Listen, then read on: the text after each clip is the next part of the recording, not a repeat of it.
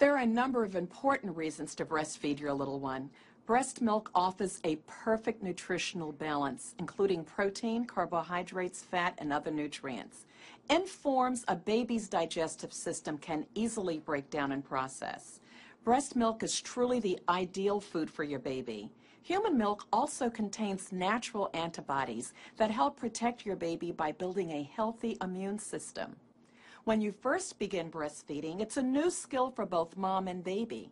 Successful breastfeeding is the result of patience, practice, and proper positioning. But once you learn the basics, it can become an easy and natural activity that you'll both look forward to. It's also a wonderful opportunity for you to bond with your little one. Before you begin breastfeeding, please remember that whatever you eat can affect your baby. You will want to limit how much caffeine and alcohol you drink, and you may want to avoid the foods that make you feel gassy. Please talk with your healthcare provider about any prescription or over-the-counter medications you're taking. Also, if you're breastfeeding twins, please speak with your healthcare provider about special techniques. Let's take a moment now to watch our nurse practitioner, Lori, as she helps a mom and her newborn learn the correct positions and techniques for successful breastfeeding. The position you're in right now is called cradle arm position. Of course, it's good for holding, but it's also very good for nursing. The difference is you're going to have her tummy to tummy because you want her nice and close so that she's not tugging on your breast. Some of the other positions, one that's really good, especially for moms who've had a C-section because it helps to protect your tummy. It's also good for moms who have twins because they can nurse from both sides. But it's called the football position. You're going to hold the baby next to your hip and support her with your elbow, and then the head's going to be supported with this hand. The thing that's nice about this position is it really gives you free use of your hands and to be able to move the baby around where you need her to go. One of the other positions that you can use is called cross cradle. So basically, it's the position that you're in, but when you're going to switch to the other side, all you're going to do is kind of slide the baby across your chest, okay? You want to keep her tummy to tummy and then bring her up to the other side. There's also the sideline position for nursing. Sideline position works really great at nighttime, especially when you and baby are tired. You'll be laying down in a bed, laying on your side. Your arm just comes up underneath your head. You're going to lay the baby next to you. Again, you want to use that tummy to tummy position so that she's right up next to you. Should we go ahead and try and latch her on? Sure.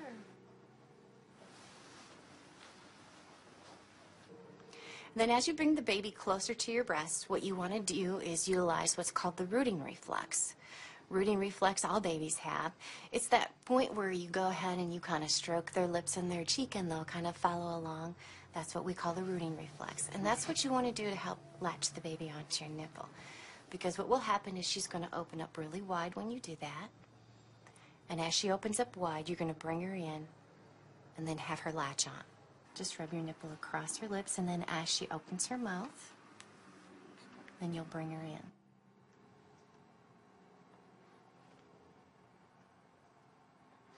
in. And just like that. Now as she sucks, she'll suck and suck, 3 or 4 times, and then you'll hear her swallow. And that way you know that she's starting to get milk. Now as you look at her position on your breast, you notice that her lips are kind of phalanged out. And that's good positioning. You also notice that she takes in as much of the nipple and the brown part of your nipple, the areola. That way you know she's taking the nipple to the back of her mouth and then puts more pressure on the back part of your breast here as opposed to the tip of the nipple. She will start to slow down as she starts to empty this breast. The thing is, you want to try to empty each side. You may not empty both sides. At the end, you're going to get the good milk or the cream, the stuff that is high in fat, and that's what you really want her to get to, okay? So that's what's going to put the weight on her. As she goes to slow down, sometimes babies will let go themselves, sometimes not. It's not a good thing to just go ahead and pull baby off because you could cause damage to your nipple. And you want to try to preserve them as much as possible.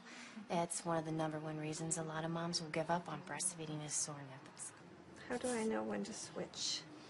As she starts to slow down, you think she's finished on this side, then you want to take her off and switch her to the other side. But to do that, you don't just want to pull her off. So what you want to do is go ahead and take your finger and place it in the corner of the baby's mouth and just release the suction. As she releases the suction, then just let the baby settle back into your arm. This is also a good time to try and get her to wake up to take the second side. When you're first starting off with nursing, a lot of times babies will get really sleepy when your milk first comes in because they get very satisfied very quickly. But as you continue to nurse, they'll tend to be more awake for the second side than she is right now. Okay. But you always want to offer the second side. Sure. You always want to stimulate both sides. Now you're going to alternate your starting sides, and the way you can try to help remember, some people will take either a ribbon or a safety pin and then just put that on the strap of the side that they left off on. That tells them or reminds them that that's the side they want to start on. Sounds great. Should we go ahead and latch her on this side? Sure. Would you like to use a different position? I'd like to try the football. Okay. To place her in the football hold, you're going to tuck her hips right in next to yours. Make sure that you have her head supported with your hand.